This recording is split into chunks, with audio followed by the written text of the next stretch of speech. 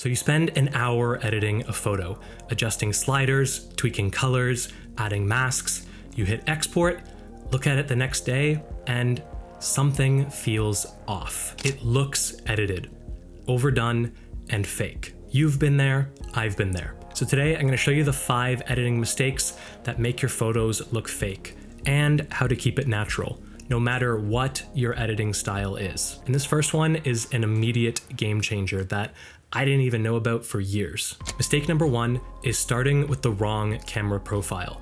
And this one is totally hidden. Your camera profile decides how Lightroom reads your RAW file, the colors and contrast straight out of the box.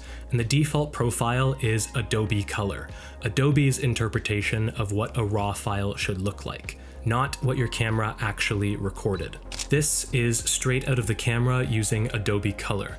Now here's the same RAW file with the camera standard profile. This is much closer to what actually came out of my camera, what I saw on the back screen while I was out shooting. It already has the right amount of contrast and color, and just look at how much more realistic the color variation is. So before you do anything else, go to your profile panel at the very top and switch from Adobe Color to Camera Standard. And you'll immediately need to do less editing.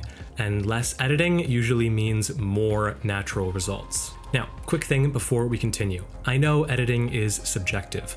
Ultimately, you can do whatever you want. But if you're here, you probably have the same problem I had.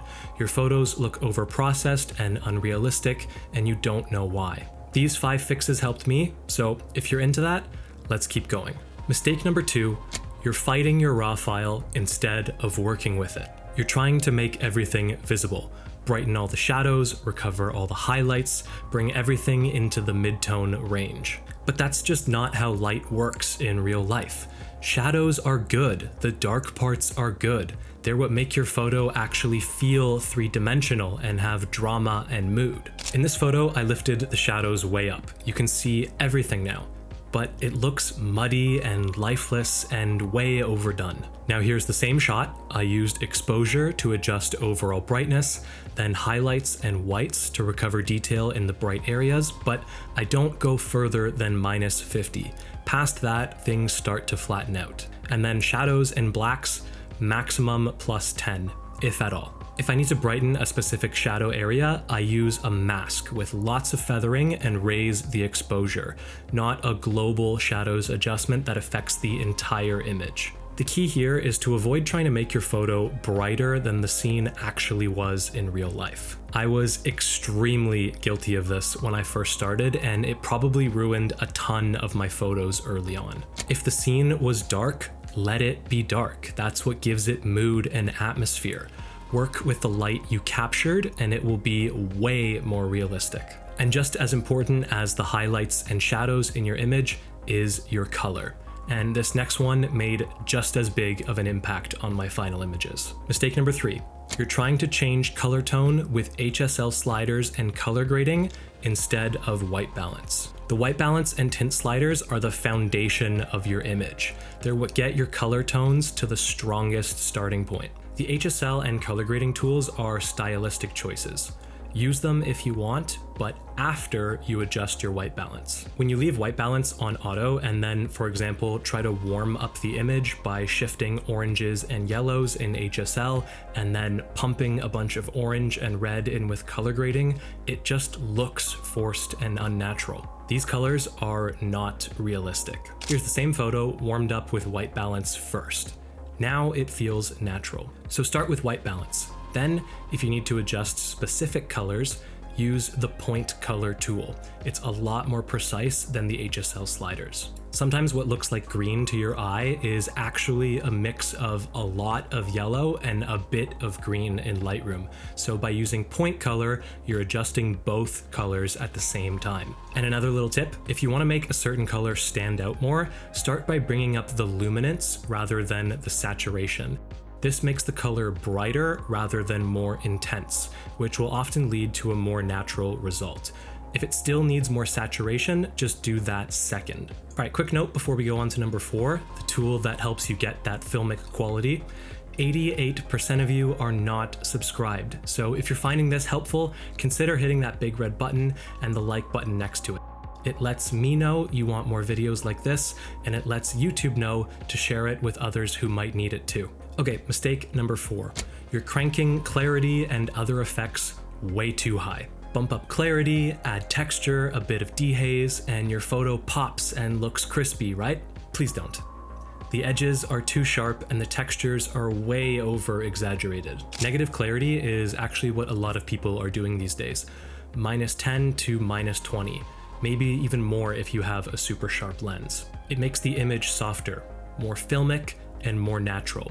It helps remove that sterile, perfect look of digital. For other effects like dehaze, texture, and vignettes, just go subtly. Whatever your first instinct is, start there and then scale it back a touch. I wish somebody told me this 5 years ago. Just because a tool exists doesn't mean you need to use it. Fewer sliders pushed equals more natural results. Before we go to the last point, if you want a simplified written version of my 5 essential Lightroom adjustments for reference later, I put together a free guide linked in the description down below. It's free, just click the link below. All right, finally, number 5, the mistake that can undo all the good work you've done up to this point. Trying to make everything the same brightness with masking.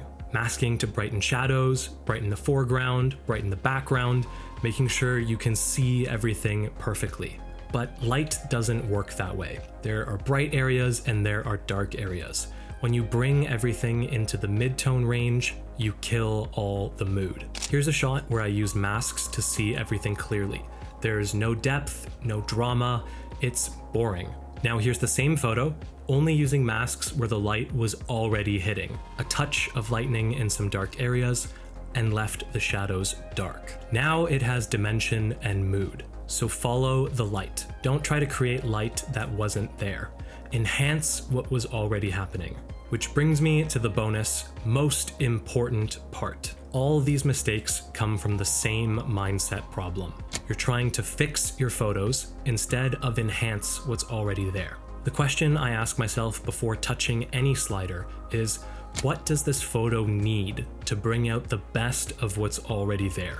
Not what can I change to make it better. If you have to fake something, fake light, fake glow, force colors, it's probably going to look fake. This stuff works best when you capture good light and colors in camera. Expose for the highlights, set your white balance for the look you want, and be intentional about light direction.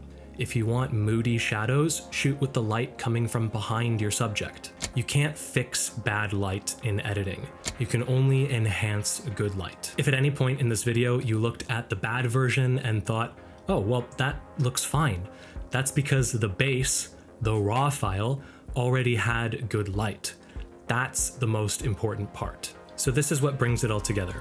Start with the camera standard profile. Work with your raw file, not against it. Embrace what's already there. Start with white balance, then do HSL and color grading if you choose to. Try negative clarity and subtlety with other effects, and follow the light with masking. Enhance what's already there. Don't try to make it something it's not. If this is your first video of mine, welcome. I hope you enjoyed. I make videos about creating photos with mood, atmosphere, and emotion, not just technically perfect shots. So if that sounds good to you, hit that subscribe button as well. Thank you so much for watching, and I'll see you in the next one. Peace.